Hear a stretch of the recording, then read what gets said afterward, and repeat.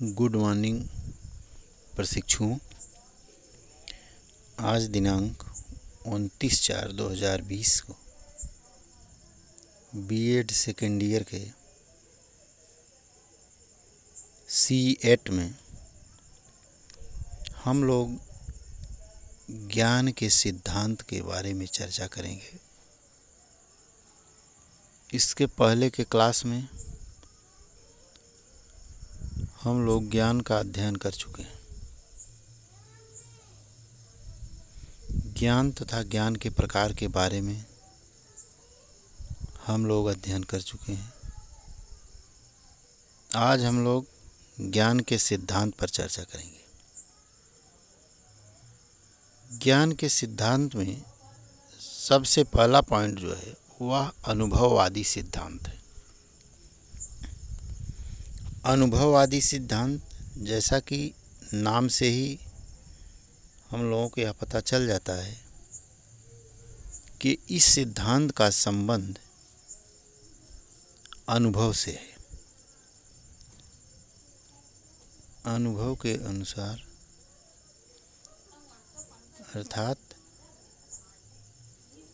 अनुभव ज्ञान की जननी है। अनुभववाद के जन्मदाता ब्रिटिश दार्शनिक जॉन लॉक हैं।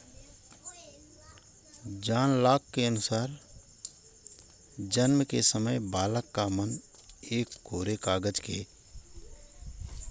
समान होता है, जिस पर कुछ भी लिखा जा सकता है। जैसे जैसे बालक समाज के संपर्क में आता है तो इंद्रियों के द्वारा जिन बातें मस्तिष्क में आती हैं वह बालक खाली पट्टी के समान होता है, अर्थात कोरा कागज होता है, जिस पे स्याही भरने का कार्य उसके गुरुजनों या माता पिता का होता है। जैसे जैसे हम सीखते हैं अनुभव बढ़ता जाता है और अनुभव को बढ़ने पर ज्ञान में वृद्धि होती है। इसी को हम अनुभववादी ज्ञान कहते हैं। इसके समर्थक ब्रिटिश दार्शनिक जॉन लॉक है। जॉन लॉक का मानना है जिस तरह से व्यक्ति का अनुभव बढ़ता है उसी तरह ज्ञान की वृद्धि होती है। ज्ञान का मुख्य स्रोत अनुभव को ही माना है। आधुनिक अनुभववादियों ने बौद्धिक क्रियाओं की प्राथमिकता को ज्ञान विस्तार में अस्वीकार तो नहीं करते, परंतु वे कहते हैं कि इस बौद्धिक सहयोग की अंतिम उत्पत्ति अनुभव ही है, क्योंकि ज्ञान सदैव बाहर से एवं अनुभवों से प्राप्त होता है। इसलिए उन्होंने कहा कि ज्ञान अनुभव का ही स्रोत है। दूसरे पॉइंट में संवेद विवेकपूर्ण सिद्धांत। यह सिद्धांत अरस्तु ने दिया है, जिसमें अनुभववाद तथा तर्कवाद को स्वीकार नहीं किया है। अरस्तु के अनुसार चेतन सामग्री की क्षमता को तर्क के द्वारा वास्तविक बनाया जाता है और इस प्रकार तुम्हारे पास विचारों, तथ्यों तथा ज्ञान प्रणाली का विस्तृत स्वरूप होता है। संवेदी विवेकपूर्ण ज्ञान पर चर्चा करते हुए श्री कांत ने कहा है कि अनुभववाद और बुद्धिवाद दोनों अंधविश्वासी हैं। उनके अनुसार हम अनुभव के साथ ज्ञान के उद्देश्य के लिए कार्य आरंभ कर सकते हैं, परंतु अनुभव स्वयं में ज्ञान प्राप्त नहीं करते। यह कांत का कहना है। उन्होंने कहा कि इसमें ज्ञान को रूप देने के लिए तर्क की आवश्यकता होती है। बालक के संवेग व्यक्ति को ज्ञान प्राप्त करने के लिए अभिप्रेरित करता है, जिसमें वे अपना अच्छा जीवन व्यतीत करा है कि जब तक बालक तार्किक बुद्धि नहीं होगी, तर्क करने की क्षमता नहीं होगी, तब तक वह ज्ञान को प्राप्त नहीं कर सकता। तीसरे पॉइंट में हम लोग बुद्धिवाद का सिद्धांत, बुद्धिवाद का सिद्धांत, इस सिद्धांत के प्रतिपादक सुकरात एवं प्लेटो हैं। क्योंकि ज्ञान प्राप्त करने के लिए बुद्धि की अति आवश्यकता होती है। यदि व्यक्ति के पास बुद्धि नहीं है, बुद्धि लब्धि नहीं है, तो वह ज्ञान को प्राप्त नहीं कर सकता। इंद्रियों के द्वारा प्राप्त ज्ञान अस्थायी होता है। इन्होंने कहा कि जो ज्ञान हम इंद्रियों से प्राप्त करते हैं वह अस्थायी होता है, अस्थायी तो नहीं होता है। एक समय ऐसा आता है कि वह खाली हो जाता है, क्योंकि इंद्रियों का ज्ञान बदलता रहता है। लेकिन बुद्धि द्वारा जो ज्ञान प्राप्त किया जाता है वह अस्थायी ज्ञान होता है। इसीलिए इसको बुद्धिवाद का सिद्धांत कहा गया है। समस्त ज्ञान, इन्होंने कहा है कि सभी प्रकार का जो ज्ञान है वो बुद्धि पर ही आधारित होता है। बुद्धि ही ज्ञान का अंतिम प्रमाण है। बुद्धि हमें जन्म से मिलती है, जिसके द्वारा ही सर्वांगीण ज्ञान प्राप्त किया जा सकता है और इसी के द्वारा व्यक्ति का विकास भी होता है।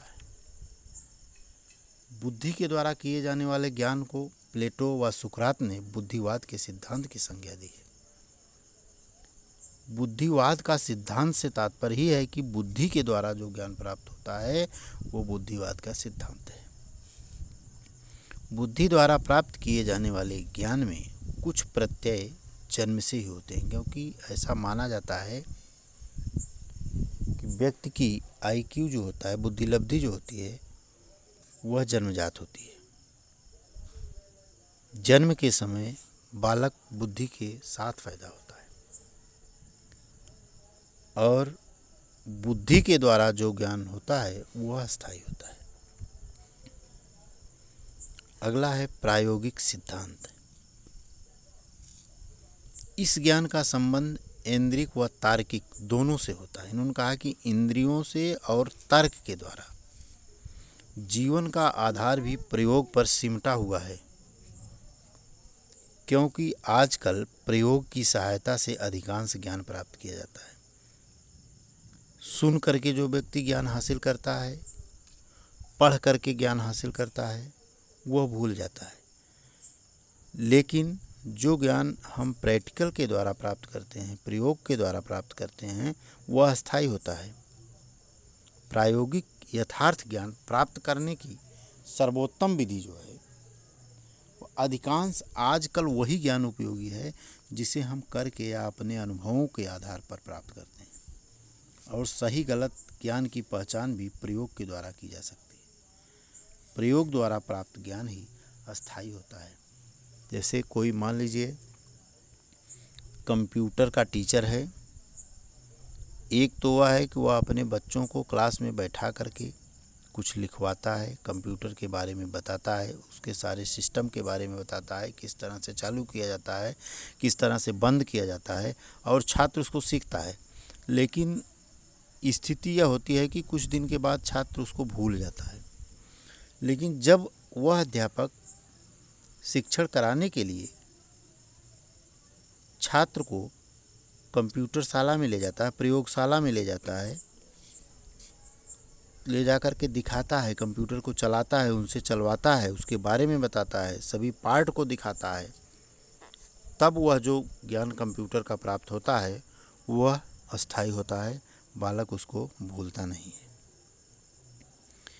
ज्ञान अस्थायी हो जाता है। प्रयास करना चाहिए कि प्राप्त किए जाने वाला ज्ञान प्रयोग द्वारा ही प्राप्त किया जा सके, और यह है प्रायोगिक सिद्धांत। पांचवें में इन्होंने योग सिद्धांत की चर्चा की है। योग में आप जानते हैं कि पतंजलि ने इस सिद्धांत का काफ़ी महत्व बताया है। इस सिद्धांत के अंतर्गत उन्होंने बताया कि मस्तिष्क की एक प्रमुख विशेषता है कि यह व्याग्र है, बड़ा है। वे इसके साथ साथ इसमें अज्ञानता है, जो अभी शारीरिक व मानसिक चिंतनों की जड़ है। योग का मुख्य उद्देश्य इस मस्तिष्क की चंचलता को दूर करना है, क्योंकि आप जानते हैं कोई भी सीखने के लिए, किसी भी ज्ञान को प्राप्त करने के लिए एकाग्रचित होना अति आवश्यक है। यदि व्यक्ति एकाग्रचित नहीं होगा तो किसी भी वस्तु के बारे में, किसी का कोई भी ज्ञान प्राप्त नहीं कर सकता। जैसा कि आप देखते हैं गोस्वामी जी ने भी लिखा है कि ईश्वर को यदि प्राप्त करना है तो मन को स्थिर करना होगा। क्यों? क्योंकि उन्होंने कहा है कि मन बहुत चंचल होता है और चंचलता के कारण ही व्यक्ति इधर उधर भटकता रहता है। उन्होंने लिखा है कि रे मनता मन मारी के नन्हा कर कर पीस, तब सुख पावे सुंदरी ब्रह्मा जल के शीस। अर्थात ईश्वर का दर्शन तब होगा जब इस मन को नन्हा करके पीस, सिलबट्टे से पीस मीन्स स्थिर कर लीजिए, अस्थाई कर लीजिए, इसके बाद ही होगा। उसी तरह से इन्होंने कहा है कि मन जो चंचलता मन की जब दूर होगी तो योग के द्वारा जो ज्ञान होगा वह अस्थाई ज्ञान होगा। मस्तिष्क को एक बिंदु पर केंद्रित करना बुराई की जड़ की अज्ञानता को खत्म करना है। यदि मस्तिष्क एक स्थान पर केंद्रित हो गया तो मान के चलिए कि बुराई जो है वह आपके अंदर से निकल गई। केवल योग की साधना करने पर ही संभव है। यह चीज़ें, मन की जो चंचलता है, यह केवल योग के द्वारा ही रोका जा सकता है, जिसमें कुछ शारीरिक तथा मानसिक क्रियाएं करवाई जाएं, जिससे मस्तिष्क को उच्च स्तर तक ले जाया जा सके और इस उच्च स्तर पर पहुंचने पर ज्ञान का अनुभव करने लगता है। योग ही नैतिकता पर चलने के लिए अभिप्रेरित करता है, जो नैतिकता, सत्यता की अच्छाइयों को हम सीखते हैं। अर्थात इनका तात्पर्य है, जब हम योग के द्वारा किसी ज्ञान को प्राप्त करते हैं तो वह ज्ञान अस्थाई होता है और योग के लिए व्यक्ति को स्थिर होना पड़ता है। स्थिर व्यक्ति तब होगा जब उसके मन की चंचलता जो है वह कम होगी। इस तरह से हम लोगों ने आज ज्ञान के सिद्धांत के बारे में चर्चा किया और इस सिद्धांत में हमने यह देखा कि ज्ञान के प्राप्त करने के जो अलग अलग रास्ते हैं, चाहे अनुभववादी सिद्धांत हो, योग का सिद्धांत हो, बुद्धिवाद का सिद्धांत हो, संवेदी विवेक का सिद्धांत हो, इन सब के माध्यम से जब ज्ञान को हम प्राप्त करते हैं तो वह ज्ञान अस्थाई होता है और व्यक्ति के विकास में सहायक होता है। धन्यवाद।